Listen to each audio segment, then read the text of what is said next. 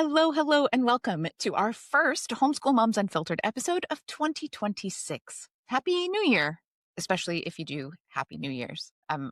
It's a New Year person, not a Happy New Year person. But anyway, we are so glad that you are here. I'm your host, Amanda, and my awesome fellow co-host is... Hello, I'm Meagan. Hey, hey. So, Homeschool Moms Unfiltered is your source for secular, progressive, messy, and yes, as our name pretty much says, unfiltered homeschooling advice. Look, the advice is solid, but it's never going to be polished to a perfect shine. You can expect full, messy insights into our respective homeschool journeys and just life in general. I like messy but solid. I feel like we should trademark that or something. That's pretty fantastic. All right, so yeah, it's 2026 and holy crap, are we starting with a bang, right? So I started working on my notes for this podcast the other day, and I was listening to another podcast at the time, and I'll share more about that in a bit. But then I was laughing so hard from the podcast, and I was so consumed by the podcast that I couldn't focus on what I was doing. So I switched to music. And then I opted for the original Broadway soundtrack of Les Miserables from 1987. And quite frankly, it just felt right. That is the energy that I'm entering 2026 with, right? Like, do you hear the fucking people saying, like, I'm ready, let's do this? Well, we've talked about this before on the podcast, but that's my go-to protest sign. And then my kiddos is the emperor is naked. And when we went protesting with my parents, they were like, what is with the weird signs? And then when we actually got to the protest, other nerds totally got the references. And even one of the speakers quoted the emperor's new clothes. And my parents were like, okay, like we still don't get it, but it seems like you were onto something. And I was just kind of like, leave it to the homeschoolers, you know? Exactly. So if you haven't figured it out yet, you're in a Black Lives Matter, Trans Lives Matter, my body, my choice, love makes a family, no human being is illegal type of space. Full stop. Yeah. I mean, come on. Healthcare is a human right, no matter what the situation is in the United States right now. Poverty is not a freaking moral failing. Cheering on people who say shit that you would never, ever say to a coworker's face is like just beyond gross. Hating on immigrants in the land of the melting pot or the salad bowl or whatever else, like it just means that your white supremacy is showing. Like, screw that. Screw it all. But also, look at that. We really are coming into 2026 hot. I like it. I'm here for it. Yeah, coming in hot. But you know what? Desmond Tutu said, if you are neutral in situations of injustice, you have chosen the side of the oppressor. And so I'm done pussyfooting around. Like, I'm done. So 2026, let's do it. Right. So today we're going to be recapping our most recent book club read. Ironically, recapping our most recent book club read was our plan all along when we shifted our book club over to Patreon. But somehow we've missed at least one book, maybe two. Like, I don't even know. So, okay, so starting now. Messy, but imperfect. Exactly. So starting now, the plan is we will recap our most recent book club pick, which happened to be The Anxious Generation by Jonathan Haidt. I think that's how you pronounce it. Ironically, talk about like, leave it to the homeschoolers. My social media feed is filled with libraries that put out social media content. And I just love it. They're all just kind of these small local libraries where it was like somebody tossed a librarian a cell phone and was like, put something on social media. And they come up with the most creative things, and they're not polished. They're good, but they're not polished. They're not people who are raking in influencer money. It's just librarians being librarians. And I get so many of them. And I mean, I get them because I keep liking them and watching them, but they're low production value, but they're genuine and they're creative. And it's on brand with libraries. That's what libraries do. So I saw one the other day and they posted a recap of the top 15 most checked out books at their particular library this past year. And this one, The Anxious Generation, was number 14. So I was like, apparently we're trendy. I like it. It's not going to happen very often, but okay. Yeah. You can take it. Yeah. All right. So we'll jump into the book momentarily. And if you thought our intro was feisty today, I'm really eager for you to hear Amanda's review of this book. It's going to be It's going to be something. I predict she's going to put the unfiltered into Homeschool Moms Unfiltered today. So, but first, we begin all of our episodes with a weekly recap. It's part of our anti-influencer, keeping it real kind of vibe around here. So, how's your week been, Amanda? Wait for it. It's a shocker. I'm still sick. I seriously, it is the pneumonia or who knows what else it is now at this point that like just won't freaking go away. We're on like week 7, I think. I survived the antibiotics and the prednisone, and so I've got more appointments and x-rays and tests and things like that to look forward to this week. So yay, new year, new deductible, super exciting. And yeah, yesterday we spent the day at Legoland with friends for my kiddo's birthday. And look, I mean, it was good, right? The kids had a blast. It was super fun to see their tweens now, and they were palling around and riding rides on their own. And like the whole thing, it was just really fun to get to experience and be there with them. But I have a chronic pain condition. It is fairly well managed, generally speaking, and I'm usually chilling at like a 3, which is something that I can totally just live with for the most part. Today is no freaking joke. I'm solidly an 8. I hurt so badly, I couldn't even decide which type of medication to take this morning. Like, do I take muscle relaxers? Do I take hardcore painkillers? I can't take them together. Like, what do I do? Just sit here and cry? I'm not entirely sure. So, yeah, we'll see how this goes. And also, our winter break was only supposed to be like 2.5 weeks long, kind of typical winter break for people. But we are taking another week or maybe 2. I'm not really sure. But I am going to get better, and I am going to actually enjoy something, anything stress free. I don't know. Maybe I'm finally going to watch some Christmas movies in January, February at this point. I'm not really sure. Maybe I'm actually going to get some holiday baking done. I can still make Christmas sugar cookies in January and eat them Mhm. with my coffee. It'll be fine. But I am going to do something enjoyable once I am well. Other people made New Year's resolutions. I made a like, I am going to keep this holiday business rolling until I actually get a week off. Like, this is going to happen. And just a random aside for anyone who's new here, I am disabled and chronically ill. I've talked about it on the show before.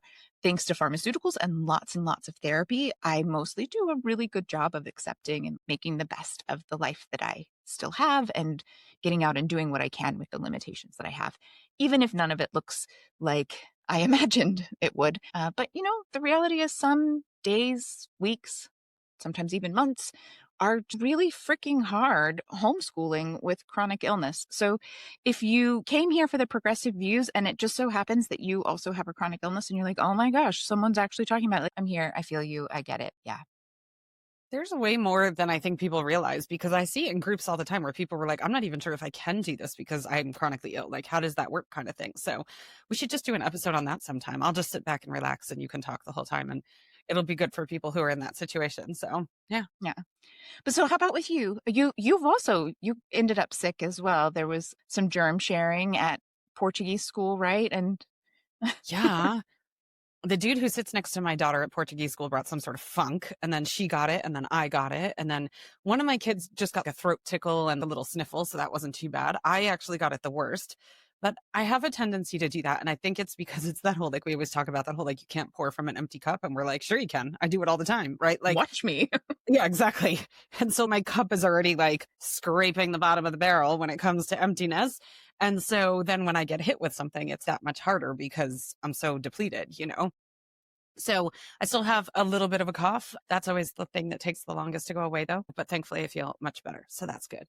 But other than that, let's see. So I've got a new year, new me thing happening, not because it's a new year, because I don't really do that.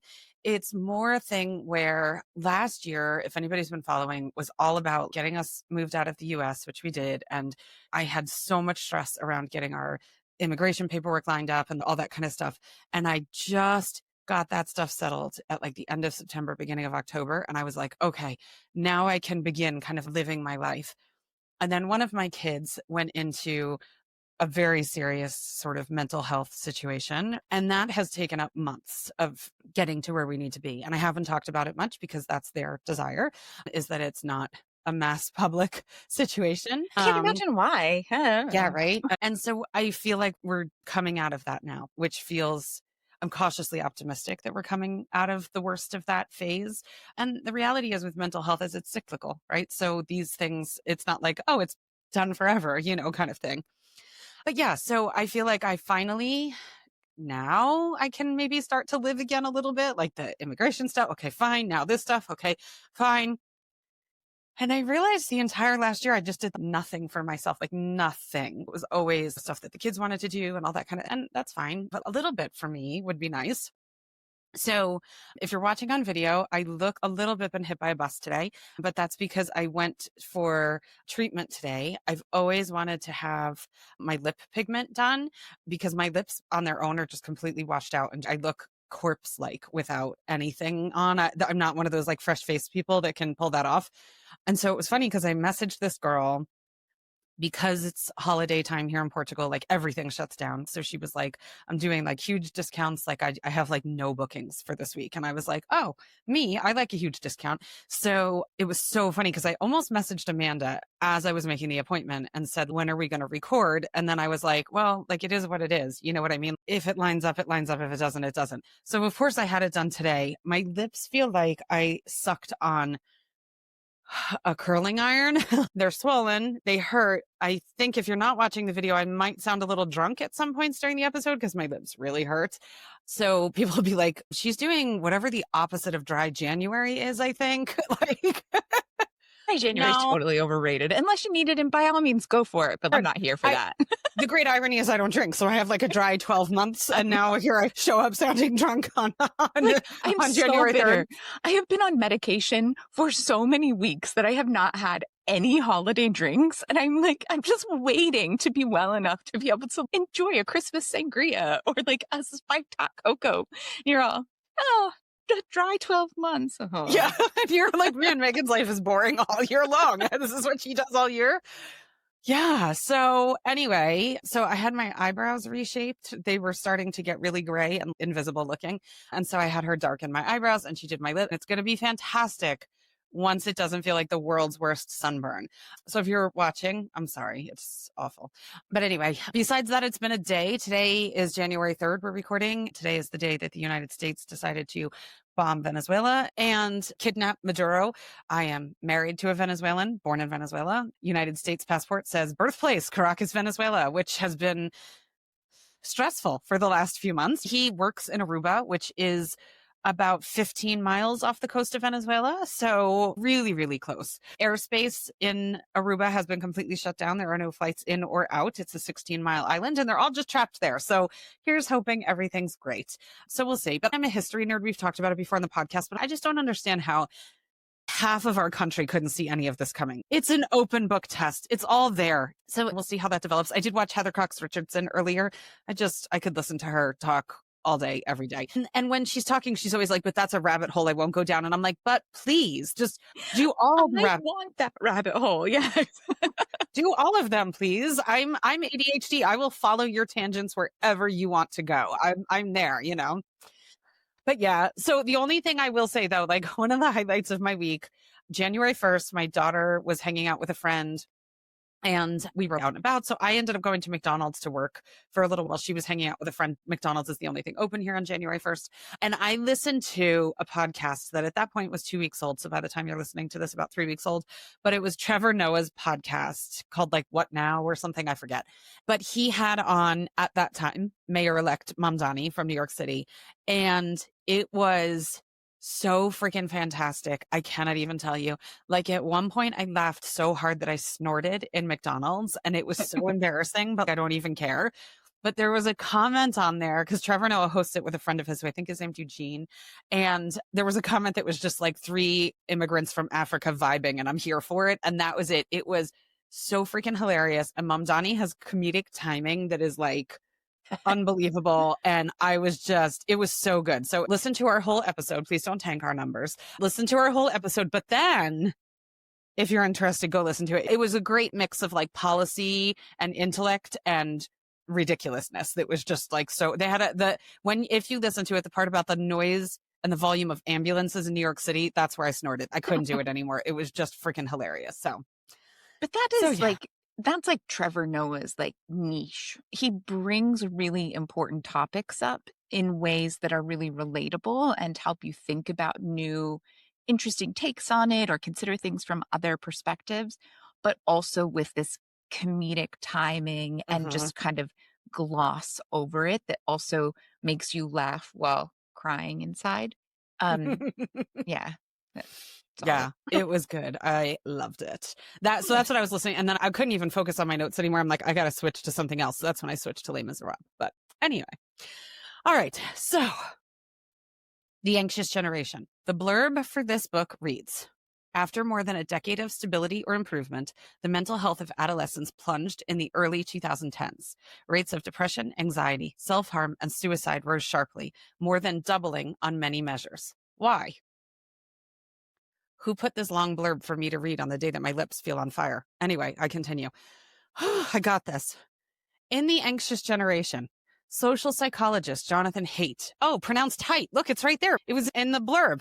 Ah, look at that. We've been pronouncing it wrong this whole time. Okay. Oh, well. Jonathan Haidt lays out the facts about the epidemic of teen mental illness that hit many countries at the same time. He then investigates the nature of childhood, including why children need play and independent exploration to mature into competent, thriving adults. Haidt shows how the play-based childhood began to decline in the 1980s and how it was wiped out by the arrival of the phone-based generation in the early 2010s. He presents more than a dozen mechanisms by which this great rewiring of childhood has interfered with children's social and neurological development, covering everything from sleep deprivation to attention fragmentation, addiction, loneliness, social contagion, social comparison, and perfectionism. He explains why social media damages girls more than boys, and why boys have been withdrawing from the real world into the virtual world with disastrous consequences for themselves, their families, and their societies. Most importantly, Haidt issues a clear call to action. He diagnoses the collective action problems that trap us and then proposes 4 simple rules that might set us free. He describes steps that parents, teachers, schools, tech companies, and governments can take to end the epidemic of mental illness and restore a more humane childhood. Haidt has spent his career speaking truth backed by data in the most difficult landscapes, communities polarized by politics and religion, campuses battling culture wars, and now the public health emergency faced by Gen Z. We cannot afford to ignore his findings about protecting our children and ourselves from the psychological damage of the phone-based life. Okay, so that's the blurb. That's the description for the book. You read the book, Amanda. What do you think? I mean, look, for me, I really struggle with the blurb in the same way that I struggled with the whole book. Because especially if you've listened to the podcast or you've been in any of our online communities, you know I'm pretty seriously anti screens. We are locked down way more than most people in general. My kiddo got very little screen time when he was younger. Even now, as a 12-year-old, he isn't allowed unsupervised electronics. He's not allowed electronics in his personal space. Everything is done in our community space, in our living room. He's years away from having a smartphone or probably even an iPad. So, on the surface, I agree with the ideas in this book. But then once I actually started reading it, I was, let's just say, I was unimpressed with how the author, who just so happens to be a business and ethics professor handing out loads of parenting advice, how this author got to his assertions, which I'm sure we'll cover in more depth as we go. So let's go ahead and dig into the 5 big picture ideas that we pulled out of the book. So, first topic. This idea, the shift from play based childhood to phone based childhood, and how this led to higher anxiety in kids, more focus on image, the impact to self worth, and et cetera, et cetera, et cetera. So, I mean, I think for me, I do believe, based on peer reviewed research, that both too much screen time for children and too little free play for children really does hurt children in many ways. There's a lot of research out there that supports that. I think it's also worth noting if you are reading this book or listening to any kind of social media recaps or reading anything around this book, that he specifies phone based childhood to essentially mean smart devices with an internet connection. It's not just about the cell phone. So I do think that that's important. And again, to an extent, I can also see how issues with image are much harder to avoid these days. When I was a tween and well into my young adult years, I personally struggled with anorexia. When it got really bad and I had to start therapy and treatment, one of the first things that I had to do was cancel all of my magazine subscriptions and stop buying them at the grocery store. This was prescribed by my medical team. And that was all because of how much the models were airbrushed. And that was the extent to which that was happening was fairly new in the industry. And so these days it is, I mean, if I use the, what is it, portrait filter on your photos. Like everyone uses some kind of filter. And like the photo editing apps, I'm not very good at them, but they're for dummies. It's so easy to tweak everything to look amazing. And then all of the AI photos, there were all of those AI candy cane photos this past Christmas season. Almost no one looks like their photos anymore. So I do see how that's real, right? Like I do see how that's a problem. I thought it was interesting in the section he talked about how much time and energy that kids are dedicating now to managing their online brand, what they're putting out there, the persona that they're putting. And it's so funny because that's been one of the hallmarks of our podcast was like, we're not going to play that game. We're not going to do that. We're going to show up however we show up and do our thing. And part of the reason we do it is because even adults in the homeschool space are managing their online brand. And so it's just perpetuating itself. And so I thought it's not a surprise that our teens are doing this because they're getting it from adults and maybe not directly from their parents, but adults that are in their world who are also putting out their fake ass image. It's just bananas. Yeah, it's true. I find it interesting because on the one hand, I can absolutely see how it's more prevalent. On the other hand, I'm actually seeing it less now than I was even 5 or 10 years ago.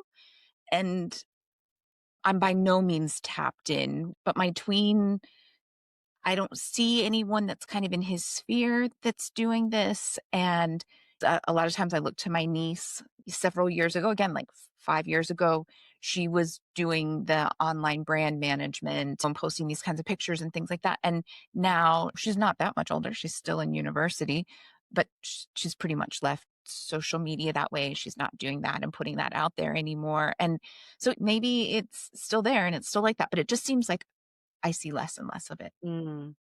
I do feel like as homeschoolers, we probably get just a little bit less because I feel like you do have homeschoolers who are choosing to do things differently. And that can look a whole variety of ways. But one of the ways might be less screens or less of that feedback mechanism from social media or something like that. And I feel like within the homeschool world, oftentimes, not always, but oftentimes there's more of a tendency to embrace a kid who's got a unique circumstance or doesn't have a phone. And it's like, oh, okay, no problem. We'll text your mom or whatever. I mean, there's still assholes in every sphere, right? But I feel like within the homeschooling world, the same way that we do overall have, I would say, less bullying than you do in a traditional environment. I think there is a little bit less of a thing where it's social suicide to not have Snapchat or a phone or whatever the case might be. Not that it doesn't exist, but I think it might be just like a smidge better than if you're in the public school system or a traditional environment. And so I see where you're coming from with it. And to an extent, I agree. I will say for me, I think the caveat is we live in Southern California. And here there are a lot of kids who homeschool because they either want to be or are in the music industry, in the theater, Mhm. in the movie Yeah, totally industry, different. in sports, because we have the Olympic Training Center here. And even within that group, I feel like you're seeing less of that kind of stuff. But I mean, I haven't done any kind of actual research on it, so that won't be Yeah. my hill that I die on. Just an interesting food for thought kind of thing. Now, Mm.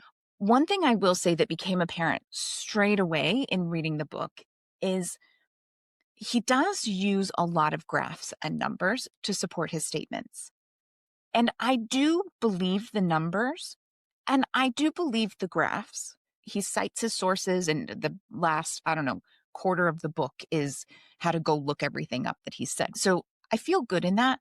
But he really does. I'm not a fan of the way that he chops the graphs to make them more visually compelling, right? So you'll have this graph that's saying there's this huge increase, and then the graph shows like the numbers 20 to 40%. And so, yeah, of course, the increase is huge between 20 and 40%. But if it was a graph of 0 to 0 to 100. 100%, Yeah. the increase would not be so like, oh my God. And I just don't like that. The numbers they're strong, they're compelling, let them stand on their own. You don't have to manipulate the way people see things in that way. I was like just not a fan of that. Hmm.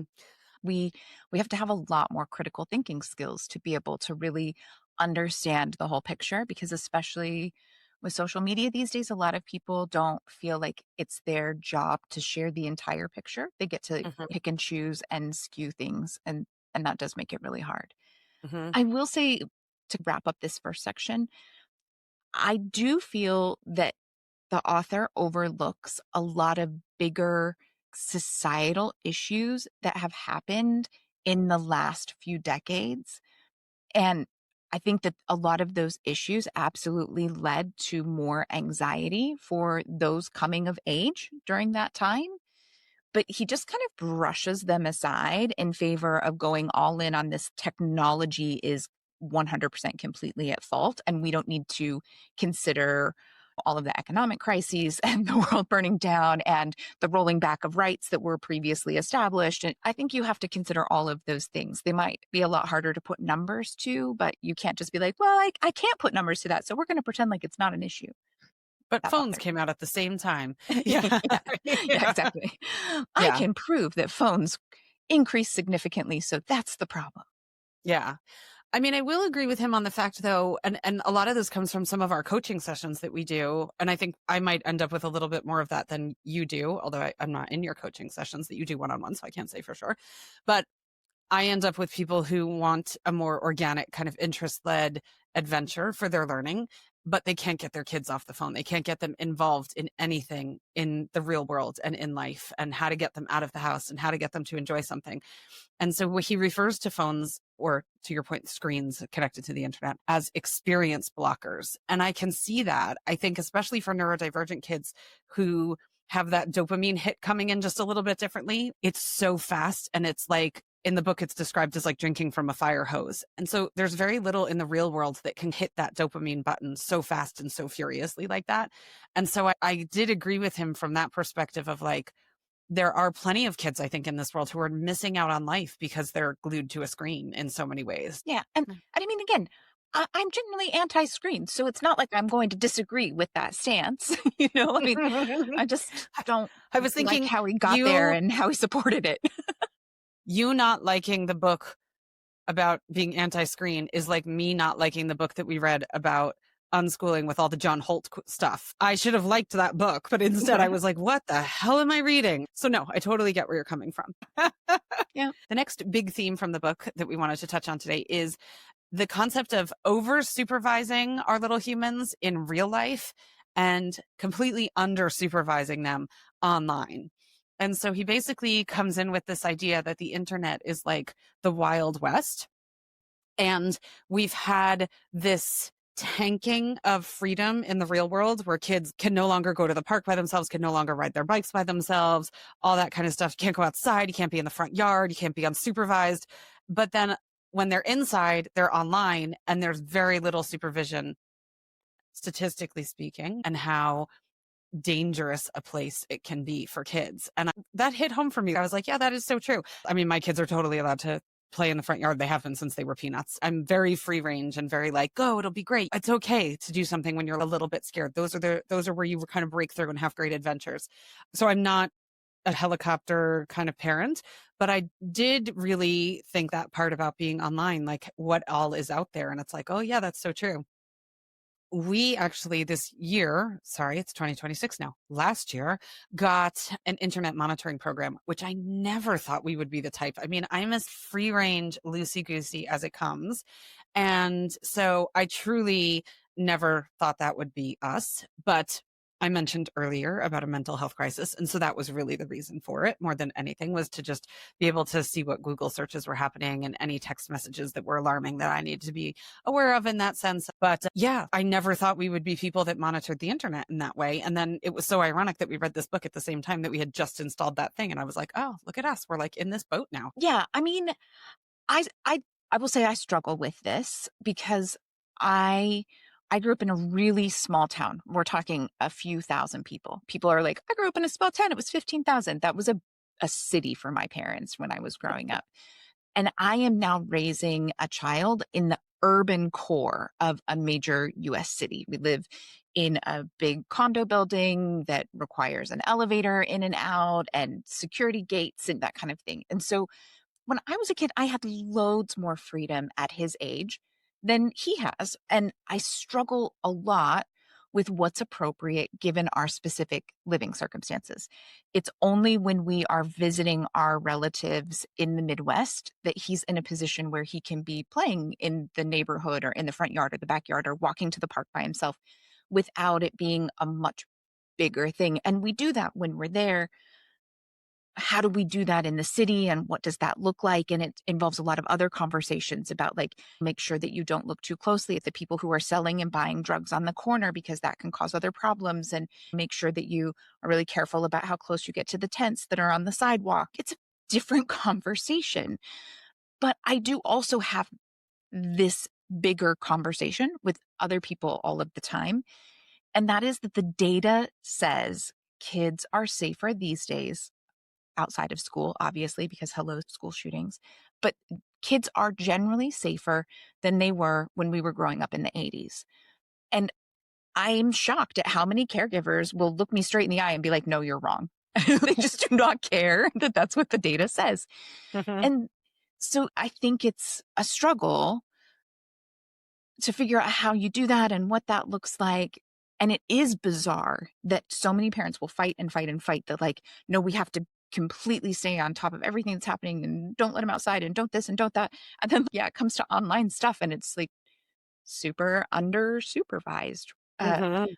I personally know way too many moms who have had to deal with cyberbullying and unsolicited sexual pics. I did not know that 7 and 8-year-olds could and did get dick pics in kids' messenger. Like, I know people that that has happened to, and they're trying to figure out what to do. And that's not freaking okay. And the parents thought it was fine because they were using kids messenger or kids YouTube or whatever it was. And the reality is it's just like, that's not enough, right? The fact that Mhm. it's supposed to be set up for kids and designed for kids, like it's not enough. And I personally don't think that there's anything, any way out there that makes the internet truly safe for kids. I guess I just feel like if I feel like kids shouldn't be playing alone on the internet until they're of an age where you'd let them hang out at the mall alone with their friends. And for me, it's that idea of like, at that point, hopefully, especially if you're listening to us, you've been like an active, involved parent and you're having lots of conversations about how to handle the many things that they'll run across and what they might see and who they're going to talk to and how they're going to reach out for help and all of that kind of stuff when they're out in the world alone without adult supervision. And I just feel like if you wouldn't let your kid go to Legoland by themselves or to the mall by themselves, you shouldn't let them go onto the internet by themselves. But again, I'm really conservative with my screen time and internet stuff. And so uh, the book, it's one of those things, like, on the surface, there are lots of things I agree with. And then the way that he puts it out there or how he gets to the things, I'm like, well, I don't agree with it that way. So it's been hard. Yeah. I like that analogy though. The mall is a good analogy as far as a litmus test for the internet. Mhm. I like it. Yeah. Yeah. I'm like in shock about dick pics for a 7-year-old though, like I that's but were they I coming know. from people that they knew or they were being hacked by strangers who were reaching No, them on uh, Messenger? s someone a kid that they knew, someone's son, and like, "Oh, yeah, you can connect," and, like, it was a work colleague in one case, and she was, like, talk about, like, awkward conversation of, like, "Hey, boss, your kid sent my daughter a dick pic." My goodness. I mean, we've had an internal quote unquote like TED Talk series within our family for years that has really all fallen under the umbrella of don't be an idiot on the internet. And it includes things like everything on the internet is on the internet forever, talking about sending and receiving nude photos, the fact that you could end up on a sex offender registry for sending unsolicited photos. I have hammered this concept. And it just happened not that long ago with one of my kids had a friend who was dating somebody, sent pictures, and then they broke up. And guess what happened to the photos? Everyone has seen them. So yeah, the author proposes 16 as the age of internet adulthood, like your mall example, right? But the interesting thing is I'm looking at it through a lens of unschooling and I'm like, how the hell do you unschool without unfettered internet access? When I say unfettered, I don't mean my kids aren't watching porn on the internet, but the ability to just Google a question whenever it pops into their head is such a huge part of unschooling. And so I'm like, oh, how do you combine those two things? I'm not saying it's impossible to have safety checks in place and to unschool, but it's definitely a different dynamic than if you're sitting down with Beast Academy math books. The way we do it is so different and it so heavily involves being able to just go out and explore whatever's on your mind at any given point in time. So it did cross my mind about how, if I had to do it all over again, how I would mingle those two things together. And it would be a Hard. lot of mental gymnastics to make it work. Yeah, exactly. Yeah. Really, really hard. Yeah. No, I can see that for sure. Okay, so topic 3 that we pulled out is this general overarching idea of the loss of independence and the loss of risk taking for kids as they're growing up. And I mean, I feel like every one of these topics, I can be like, again, sure, I agree to an extent. And then he talks more, and I'm like, shut up, sit down and shut up. I'm in another parenting group where all of our kiddos are pretty much the exact same age. It's one of those like birth month groups. And we were recently talking about how many of our almost 12-year-olds stayed home alone. And I was honestly surprised by how many had not done it yet, like hadn't allowed their kids to stay home alone at the age of almost 12. And then most of the ones who had only been home alone for 15 to 20 minutes, 30 minutes or less. And I'm thinking, like, well, by the time I was 11, I was babysitting my 2 much younger brothers on a pretty regular basis. So how do we balance that? And and it's that thing, laws and regulations absolutely make this harder for parents and caregivers these days. Mhm. Fear over nosy neighbors getting unnecessarily involved. I worry about that a lot because, like I said, we live in the city. I want to encourage my kiddo to go to the next block over to the bakery and get breakfast pastries for the family and bring him back. And he feels amazing when he does that. But every time I'm like, I hope no one calls the police because there's a kid wandering around by himself. Like it's hard. And then add in the fact that you have just overscheduled families, whether it's the adults or the kids, there is just a loss of time. If you don't have the time for independence and risk taking, like you don't have the time. You can't make more time. But again, the author, like, yeah, he has this almost yearning for the good old days. He brings up sleepovers and risk taking. And again, I grew up in a very different place from Megan, so my experience is probably a little bit different. But I'm not sure that I know a single friend from middle school or high school that wasn't touched inappropriately or exposed to something sexually inappropriate at some sort of a sleepover or over at a friend's house. And I I don't know why we're like, oh, that was the good old days. There are fewer teens dying from driving related accidents. When I was a teenager. My cousin died in a drag racing accident, and I had two kids who were good friends of mine that were seriously disabled in accidents. And this was just the norm. This was just like, who's it going to be this year? I don't know. I was in a high school with like 400 kids, and it was like, which kid's going to get in a serious major accident that ruins their life this year? I think as a society, we definitely needed to eliminate a fair bit of that kind of risk taking that the author is so fondly looking back on with rose colored glasses. Like, I'm good with that. I don't know. Yeah.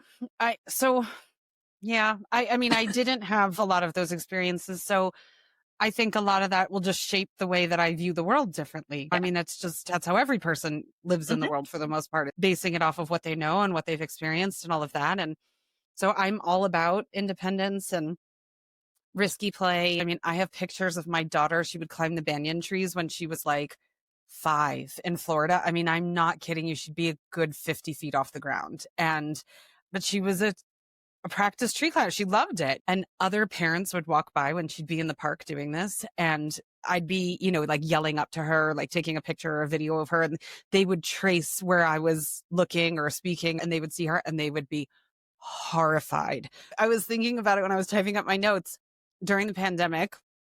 My boys came up with this game where they found really long sticks isn't even the right word. They were like spears. They were really, really long. And they would sharpen them with knives. And they would play a game where they would stand on opposite sides of the yard, and one would throw a kickball at the other one, and the other one would throw the spear at the ball and try to see if they could stab the ball. And we went through quite a few kickballs. They got good at it. But I was like, this is a fun game. Sure, what could go wrong? But there was a thing in the book. It was a quote from a summer camp director that I thought was good. And they said, we want to see bruises, not scars, like when they're talking about kids. But to your point about nosy neighbors, not everybody feels that way. I would be so nervous taking my kids to the pediatrician when they were little, because from their knees to their ankles, that shin bone all the way down the Yeah. front would be just one long series of bruises that were all at different stages of healing. Because if you think about it, when you're a peanut and you're climbing on something that's too tall for you at the playground, you're climbing out of the pool, you put your hands, you kind of push up a little bit, and then you throw one leg up and you plop that leg down and hoist yourself up. And so their shins were always so bruised. And I was like, oh, and I said something to the pediatrician one time, like proactively, to try to be like, they play outside a lot. And she's like, no, I like to see that. This is okay. But not everybody feels that way. There are some who overreact. But I mean, listen, I know we've talked about it on the podcast. Not everyone can homeschool. It's a privilege to homeschool. Not everyone wants to. Not everyone can. All of the above. But I'm so baffled by people who are like, my kid can't walk to the grocery aisle one over to pick up a box of pasta while I'm in the bread aisle. But they send them to school where they could get shot like any day of the week. Like, one is just an assumed danger that you're not happy to, but that you're like, okay, taking on 180 days out of the year. But the other one is like, terror instilling. They can't walk out of sight for 2 minutes. I'm like, I don't know.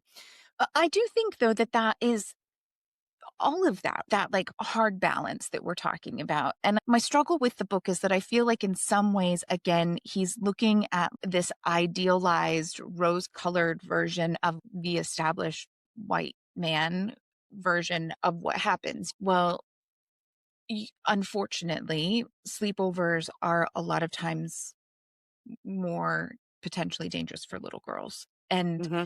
there's a big difference between the potential of having your child molested or worse, because statistically, we know that happens with people who are in your inner circle, family, close friends, that kind of thing. Versus, I was definitely all about go for it. The worst thing that's going to happen is you'll break something, like bones, they heal, put a helmet on and go for it. Like, protect the head. Otherwise, it'll be fine. And so, yeah, I mean, Yeah.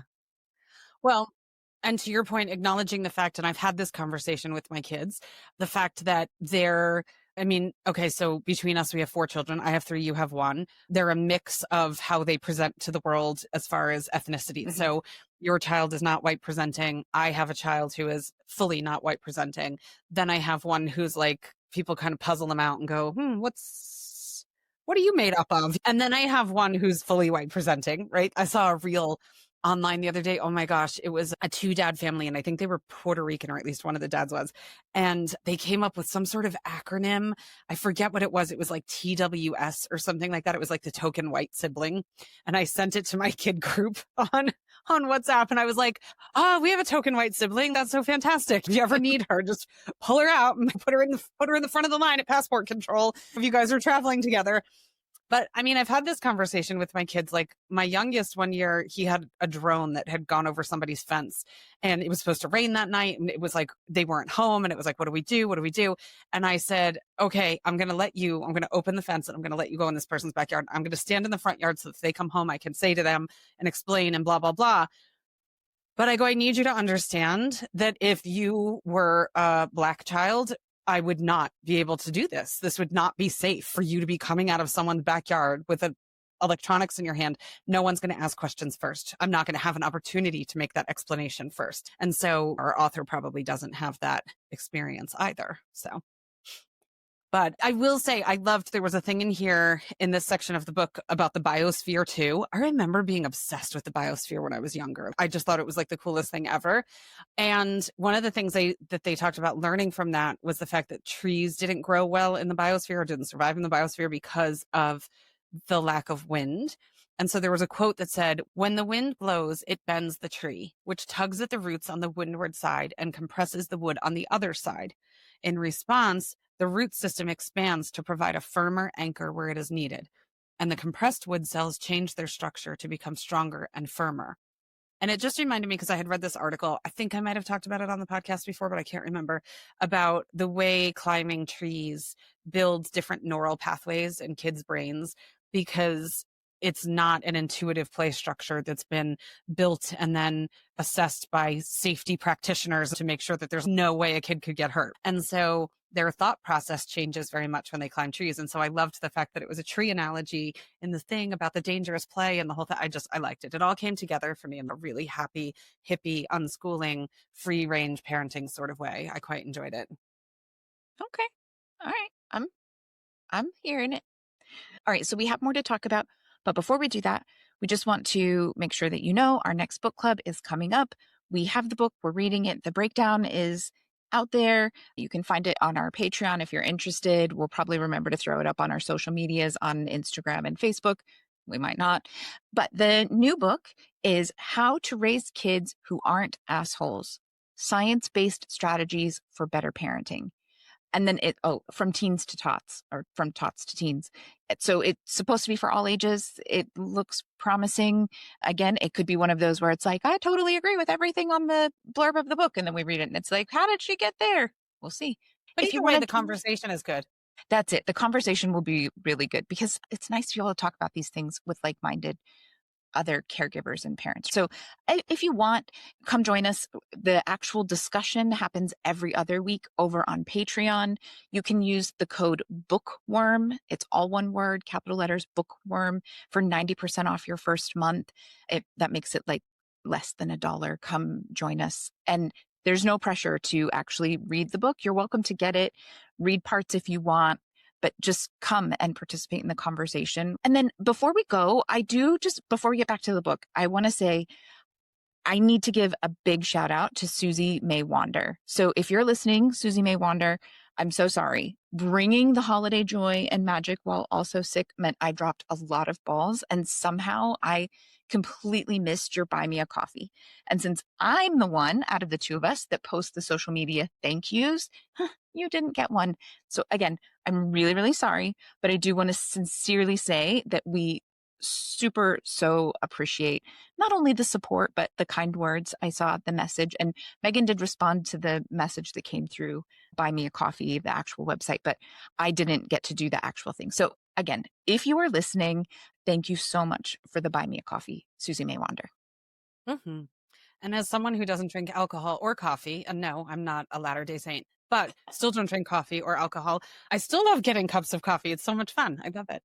Yeah, I mean, I think that's one of the nicer things that kind of came out of like influencers on Instagram, some of the different people that I like watching their different content and stuff, I will randomly send a coffee just as a way of like, hey, I really appreciate that you're still putting out this content. And I know you don't make a ton of money doing this stuff unless you're always buying their gummies or their fire blankets or their lady toys. They're not making a lot of money off of what they're doing there. So, yeah, anyway, I like the whole buy me a coffee system.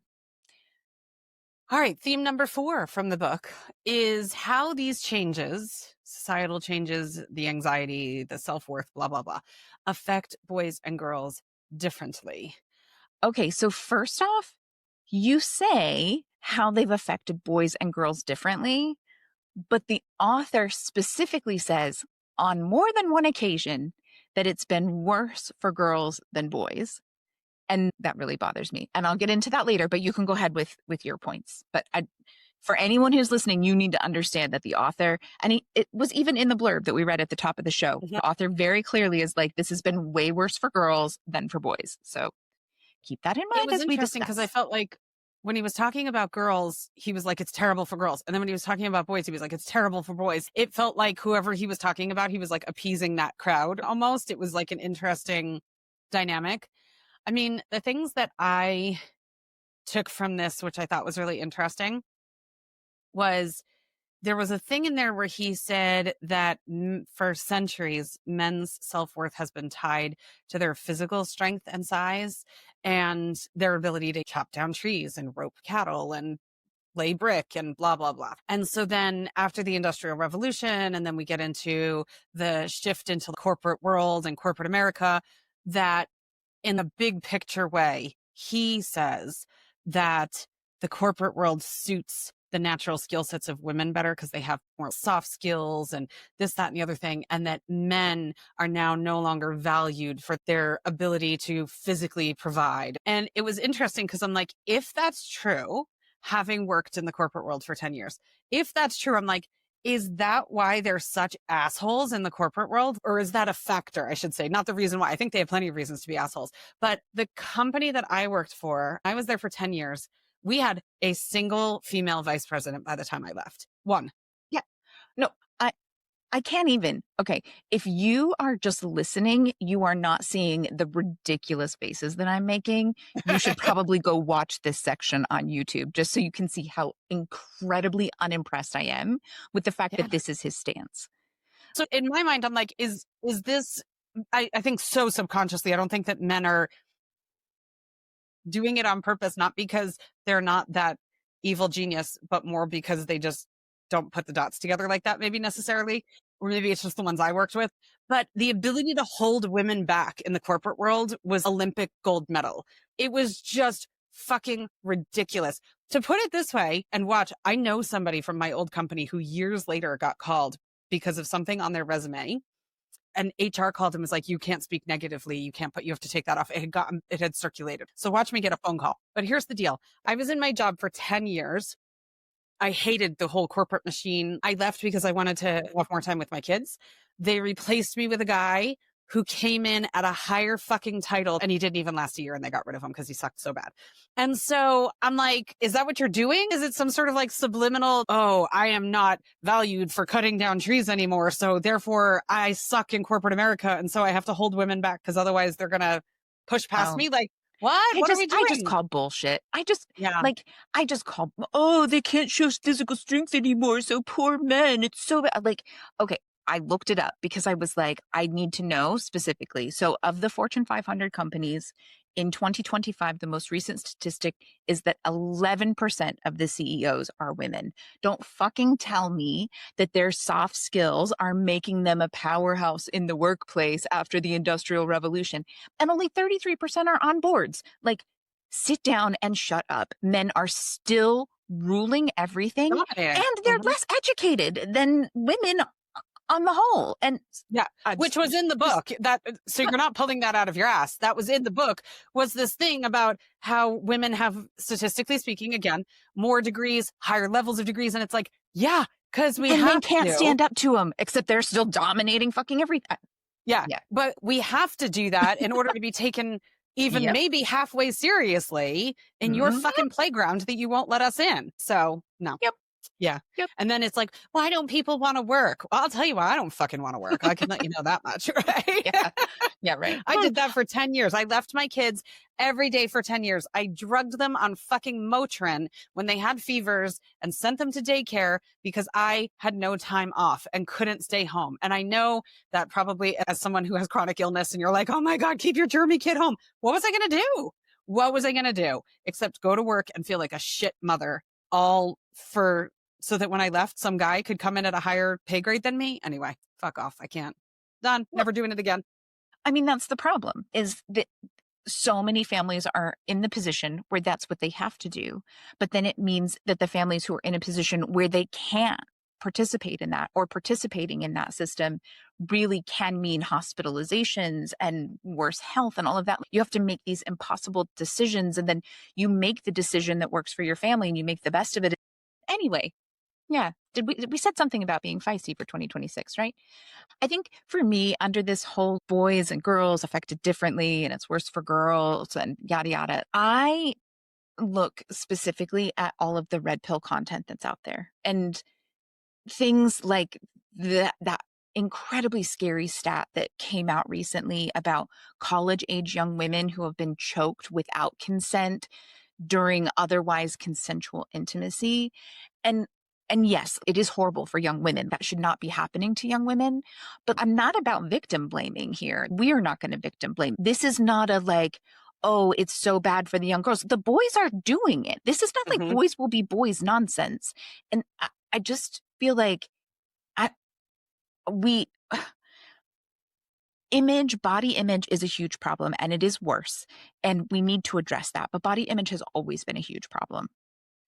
And so many young people, but young women especially, have to learn to work through that and deal with it and come to peace and find body acceptance and all of this kinds of stuff.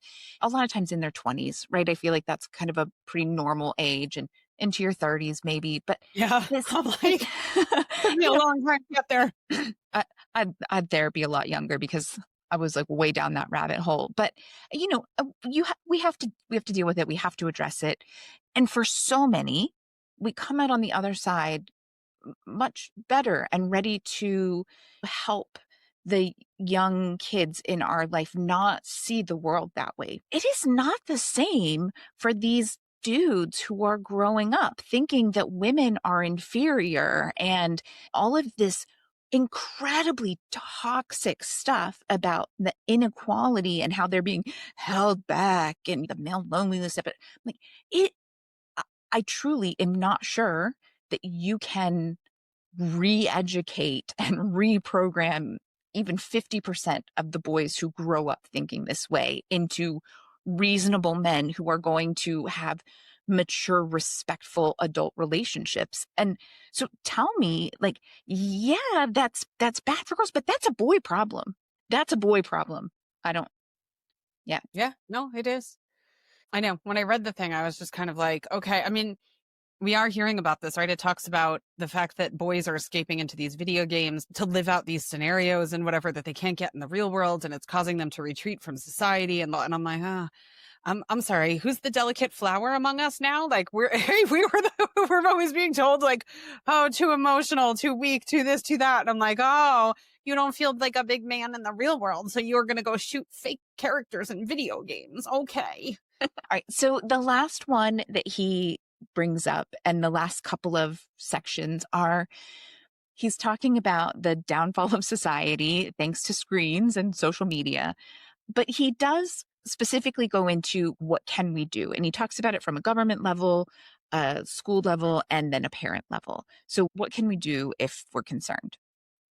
And so one of his big things is this idea of advocating to raise the age of internet adulthood to 16. Meagan mentioned it earlier when it came up in another one of the sections. This is under something that governments should do, but the adults should be advocating for and pushing their governments to do. And I mean, for me, I just feel like the horse is already out of the barn. I'm not seeing how this really fixes anything, especially with the speed at which tech is constantly evolving. I just feel like tech is always going to be several steps ahead of regulation and legislation. And so, as long as we are just trying to rely on legislation and regulation, it's not going to help us because it's always going to be outdated. Well, and their ultimate goal is money, these tech companies. So I watched it was really, really interesting. I forget the name of the series, but it was a limited series on Netflix about the creation of Uber and the guy who did it. In the miniseries, they talked about the fact that they were trying to do something where they were collecting data or tracking people in a way that was pretty unethical, and it violated the Apple terms and conditions to be in the App Store on Apple. And so they were like, what are we going to do? Blah, blah, blah. And so they set up this GeoNet or something around Apple so that within that sphere, they saw a different version of the app or whatever than outside the sphere. And they got away with it for quite some time. And then Apple found it. And in the miniseries, Tim Cook comes down and is like, you ever fucking do that again, you're done. You'll be off Apple forever. But they figured out a way around it to still get to do what they wanted to do. And I'm sure it's representative, even if some of the details are fuzzy or whatever in that, it's representative of what they do. This is how Yeah. they operate. So yeah. Yeah. No, exactly. Mhm. All right. So, some of his general ideas, because if you've listened this far, whether you agree or not or whatever, you probably want to know what the hell you're actually supposed to do. So, here are some of the things that he actually suggests: more and better real world experiences. I don't imagine anyone is like, no, that's a terrible idea. Less and better, like more quality screen time. Again, I'm not sure that there's anyone that's like, no, I think we should definitely be wasting our time on mind numbing screen time. He says, embrace nature.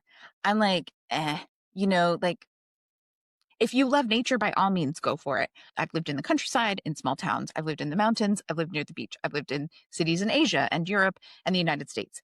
Nature is just not my thing. And the idea that I have to be awed by nature and also go camping to find better balance in my life is just one of those really annoying things for me. Specific things that he mentioned. So he has it broken down for ages 0 to 5, then 6 to 13, and then 14 to 18. So I just figured I'd quickly cover the 6 to 13 because I feel like that's kind of that sweet spot for a lot of our homeschoolers. So, first, practice letting your kids out of your sight without them having a way to reach you. I don't really understand why, honestly. When I was a kid, I absolutely called my parents from a payphone at the come and go gas station on more than one occasion, right? Whenever I needed them because I was out and like you knew where the closest payphone was and you knew how to do the collect call where you called and said what you needed. Mhm. Like, why are kids not allowed to be able to contact their parents now? Mhm. You're not going to find a payphone.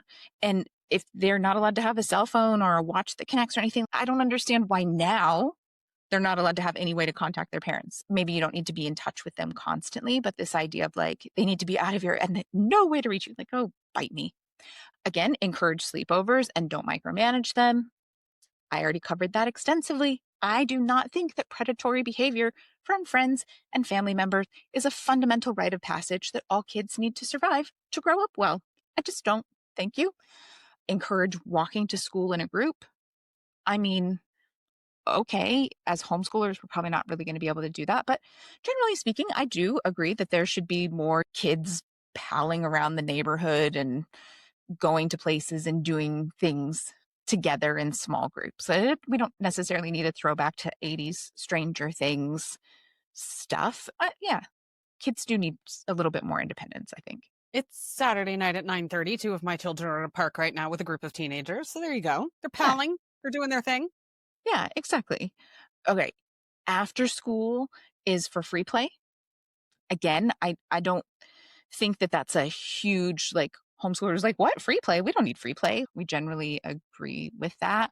I don't fully understand why it always has to be with other kids according to this author. I think that we need to be teaching our kids how to be bored and entertain themselves and be on their own sometimes instead of always having to rely on other kids around them. And I think he misses that by a mile in this book and a lot of the stuff he's talking about. His next thing is camping. Okay, go camping, whatever. Like I'll stick with the resort with kids club. Mm, Love camping for the record. So we'll do the camping for you. We're good. Uh, I mean, but his whole thing is like, you got to go and like they just are out there with the other kids and you never see them and you don't know where they are. And I'm like, really? That has to, I don't, okay, whatever. Find a sleepaway camp with no devices and no safetyism. He's really hung up on this idea of safety. For me, that's a maybe. I do not get why he is so devoted to making sure kids have easily avoidable traumatic experiences. Sleepaway camp is fine if your kid is into it. I don't think you need to require that your kid go to sleepaway camp. There are kids that don't love it. And Like, 2 of mine have been to sleepaway camp, but I've never messaged the camp ahead of time and been like, "Can you please explain to me just how few safety procedures you have in place?" Like, they yeah, they've just gone to camp. I went to sleepaway camp every summer and I loved it. It was 100% my thing. But there was definitely, again, a payphone Mm. that was Mhm. used to call home. This idea that they need to go away and have no way of getting in touch with you at all. Hi, why are you so obsessed with like going back to the dark ages? Not even the 80s and 90s, Mhm. not even the way it was when I was growing up. I don't. Okay. But then he wraps it up with like more sleep, less screens. Okay. The general recommendation is no more than 2 hours a day of recreational screen use, delay the opening of social media accounts until the age of 16, and keep open dialogue with your preteen. I don't think that there's anything in that that anyone who's listening is like, oh, I've never heard of that. Whether or not it's easy to implement, that's a different story. But I think most of us have seen this, have heard it, Mhm. whatever. Yeah. Yeah, Now, it's not revolutionary. yeah, absolutely. I will say he does talk about what schools can do and highlights more play. Again, as homeschoolers, I think we've got this covered. Phone free schools. This is trickier, I think, as homeschoolers, but you could something you can definitely play around with and see how you make that work during your schooling and how you help focus on educational activities instead of getting distracted by social media and games and whatever else. And he mentions the Let Grow project. And I looked into this before. I think it's a pretty interesting initiative.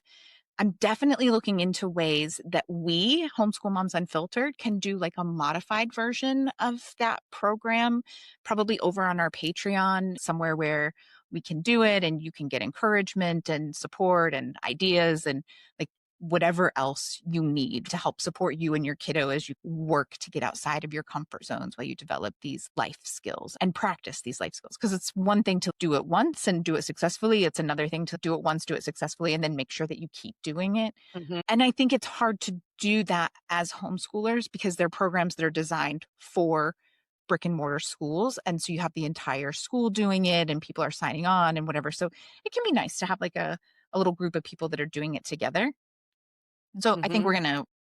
we're gonna look at some ways that we can do some kind of a modified version. So keep an eye on it. We'll probably talk about it here in the podcast. It'll probably be in our newsletter. So if you aren't signed up for Patreon, you can go sign up even just as a free member, Mhm. and you'll get the monthly newsletter. And we'll announce if we're doing something like that or when we're rolling out what that looks like. So sign up there at least so you can stay in touch or whatever. Yeah. Mhm. So I think my final thought from this theme of screens being the downfall of society was a quote that was in the book from Sean Parker, who was one of the Facebook founders. And in 2017, he gave an interview where he said their goal was to create, quote, a social validation feedback loop, exactly the kind of thing that a hacker like myself would come up with because you're exploiting vulnerability in human psychology, end quote. And I was like, fuck. So that felt like an ending note for today's episode. We've got a mantra for you, so don't disappear. But yeah, fuck, right? Like, holy shit, right? What could possibly go wrong with exploiting vulnerabilities in human psychology? Exactly. And to be that And open about it children. too, right? Yeah. And Yeah. children. Yeah. Best. All right. So if you could, before this episode ends or right when it ends, give us a like and a follow wherever you're listening. It helps us reach more secular progressive homeschoolers who are looking for community and looking for homeschool support. And we are happy to be that support while occasionally ranting about men in corporate America. So, yeah, our mantra for the day. You want to do our mantra for the day, Amanda? You want to wrap us up? Sure. All right. So reading with like minded people transforms books from information into insight. It's where ideas get tested, assumptions get unpacked, and the homeschool journey starts to feel shared instead of solo. So come Yeah. join us for a book club. We're super Yeah. chill. If you don't read, we don't care. You can come in your pajamas. You can come with a margarita. Like, we do not care. So just come, enjoy the conversation, contribute to the conversation, be a fly on the wall. Whatever works for you works for us. But in the meantime, happy homeschooling. Yeah. Have a great one.